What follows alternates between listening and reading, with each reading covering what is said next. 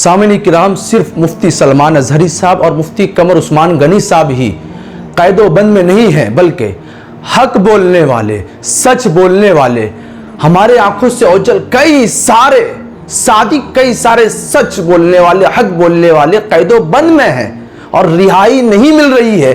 صرف مفتی سلمان اظہری اور مفتی قمر عثمان غنی ہی قید و بند میں نہیں، بلکہ ہمارے ماں قبل کے اسلاف بھی جیلوں کے پیچھے رہے، سلاخوں کے پیچھے رہے، اور ان کے لیے کوئی ریزن نہیں، بغیر کسی معاملات کے، بغیر کسی جرم کے انہیں قید کیا گیا۔ ایسی شخصیت کا تذکرہ آپ کے سامنے کرنے جا رہے ہیں جو کہ نبی رائے سیدی سرکار اعلیٰ حضرت جانشین حضور مفتی اعظم ہند، افقہ الفقہا، فخر جامع ازہر، الشاہ مفتی محمد اختر رضا المعروف حضور تاج الشریعہ علیہ الرحمت والرضوان کی وہ معروف شخصیت ہے جو آج محتاج تعارف نہیں ہے، بلکہ سیدی سرکار اعلیٰ حضرت علیہ الرحمت والرضوان کا خون چاہے والد ماجد کی طرف سے ہو، چاہے والدہ ماجدہ کی طرف سے ہو، وہ دونوں خون جب مل کر ایک ہوتا ہے، جب وہ روشنی بن کر دنیا کے سامنے پیش ہوتا ہے تو وہ کوئی اور نہیں بلکہ تاج الشریعہ کی شخصیت نظر آتی ہے، جن کا چہرہ دیکھ کر ایک دو نہیں بلکہ لاکھوں نے کلمہ پڑھ کر مشرف اسلام ہو گئے۔ وہ کوئی اور شخصیت نہیں بلکہ تاج الشریعہ،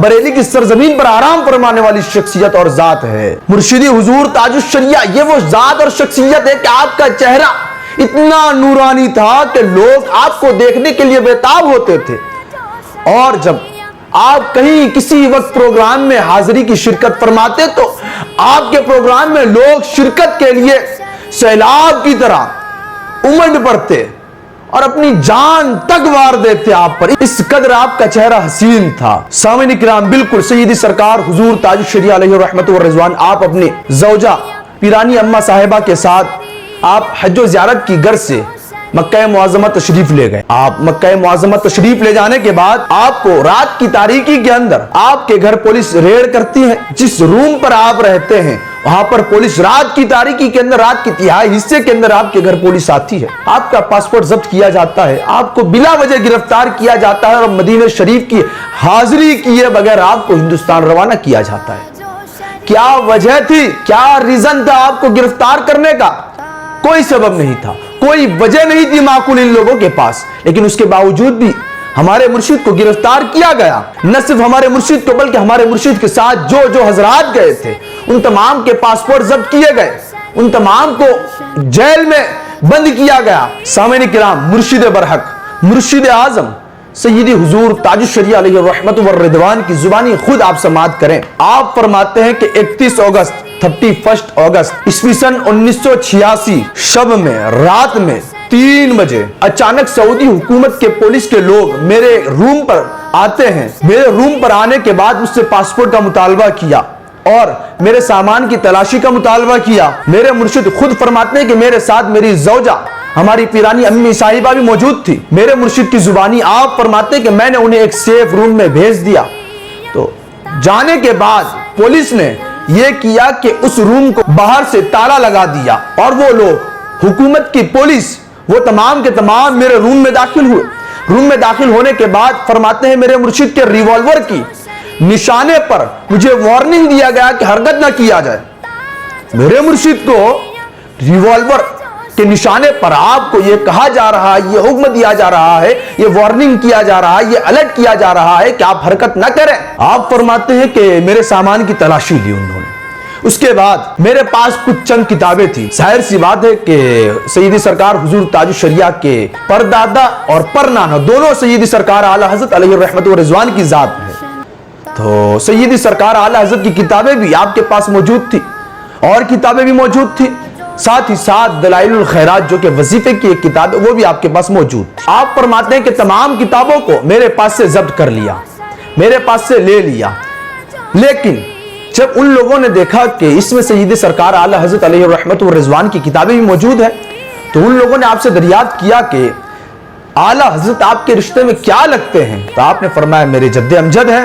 اس کے بعد وہ تمام کتابیں آپ سے ضبط کر لی گئی۔ نہ بس یہ بلکہ ساتھ ساتھ آپ کے رفقا، آپ کے ساتھ جو آئے تھے، آپ کے ساتھ جو زیارت حرم کے لیے تشریف لے گئے تھے، ان تمام رفقا، ان تمام ساتھیوں کا پاسپورٹ بھی ضبط کر لیا گیا اور یک کے بعد دیگر تمام کو جیل میں اٹھا لائے۔ سامعین کرام، جب حضور تاج الشریعہ علیہ الرحمہ کو جیل لے جایا گیا رسمی گفتگو کے بعد سب سے پہلے آپ سے جو سوال کیا گیا وہ یہ تھا کہ آپ نے جمعہ کہاں پڑھی، نماز جمعہ آپ نے کہاں ادا کی؟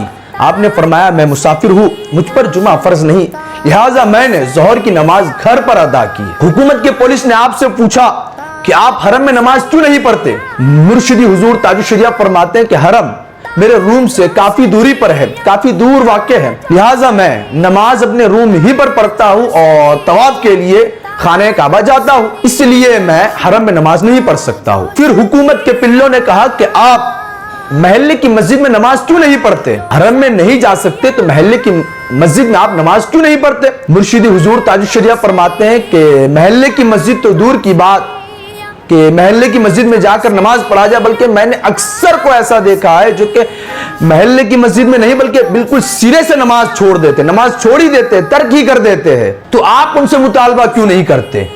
مرشد حضور تاج الشریعہ فرماتے ہیں کہ کافی اصرار کرنے کے بعد آپ یہ ارشاد فرماتے ہیں، میرے مرشد فرماتے ہیں کہ میرے مذہب اور تمہارے مذہب میں اختلاف ہے، میں حنفی مذہب کا ماننے والا ہوں، معتقد ہوں، اور آپ لوگ کا جس مذہب سے تعلق ہے وہ حنبلی ہے۔ حنفی مقتدی کی رعایت اگر غیر حنفی امام نہ کرے تو اس صورت کے اندر حنفی کی نماز صحیح نہ ہوگی۔ تو سامعین کرام، بالآخر سید سرکار حضور تاج الشریعہ کو 11 دن مکہ معظمہ میں عرفات کی واپسی میں آپ کو گرفتار کیا گیا، 11 دن آپ کو رکھا گیا، وہاں پر آپ کے رفقا کو رکھا گیا، آپ کے ساتھیوں کو رکھا گیا، اس کے بعد بغیر مدینہ شریف کی زیارت کیے ہوئے آپ کو ہندوستان روانہ کیا گیا۔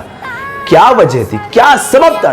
کوئی سبب نہیں، کوئی ریزن نہیں۔ گویا کہ مرشد برحق حضور تاج الشریعہ علیہ رحمت و رضوان قید ہوتے وقت آپ کے زبان مبارک پر یہ الفاظ جاری ہو رہے ہوگے کہ زندگی یہ نہیں ہے کسی کے لیے، زندگی یہ نہیں ہے کسی کے لیے، زندگی ہے نبی کی تو نبی کے لیے، اور نہ سمجھ مرتے ہیں زندگی کے لیے، نہ سمجھ مرتے ہیں زندگی کے لیے، جینا مرنا ہے سب کچھ نبی کے لیے۔